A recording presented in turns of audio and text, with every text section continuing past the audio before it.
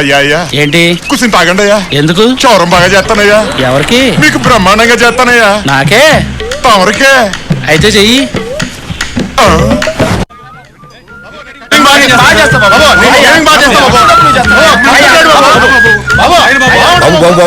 ఏంటి క్షవరం చేస్తున్నాయా? నేను కయాస్కెళ్ళి చేయించుకుంటా. చాలా బాగా చేస్తారు అక్కడ. అక్కడికంటే తక్కువ చేస్తానండి. తక్కువ డబ్బులు ఇచ్చిన హెయిర్ స్టైల్ చెడగొట్టుకోమంటావా? వెళ్ళబాయా ప్లాట్ఫామ్ సరుకును పోను. ఇదేంటి పల్లెటూళ్ళలో పని లేదని ఇక్కడికి వస్తే ఇక్కడ కూడా ఎవరు మనం పడుచుకోవట్లేదు. అందరూ అలయన్స్, వైమాక్స్, బైలాసులును. బెదరు ఏ ఊరు మందే? తిమ్మాపురం బాబు. ఊరు వదిలేసి ఎందుకు వచ్చావమ్మా? పని కోసం వచ్చాను బాబు. మా ఊళ్ళో అసలు పని లేదయ్యా.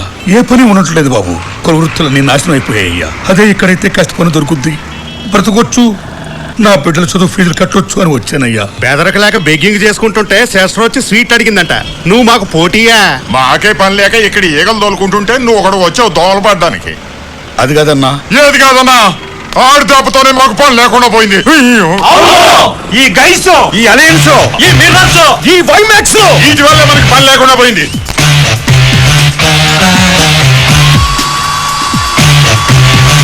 అవునన్నా. ఆయన ఎవరన్నా అంత పెద్ద షాప్ పెట్టాడు? గైసోడు. గైసోడా? మనోడేనా? ఆడు మనోడు కాడు. ఆడు వృత్తి ఇది కాదు. చౌరు బావులు, పెట్రోల్ బంకులు, కూరగాయల షాపులు, మందుల షాపులు, మంగళ షాపులు కూడా ఆడియే.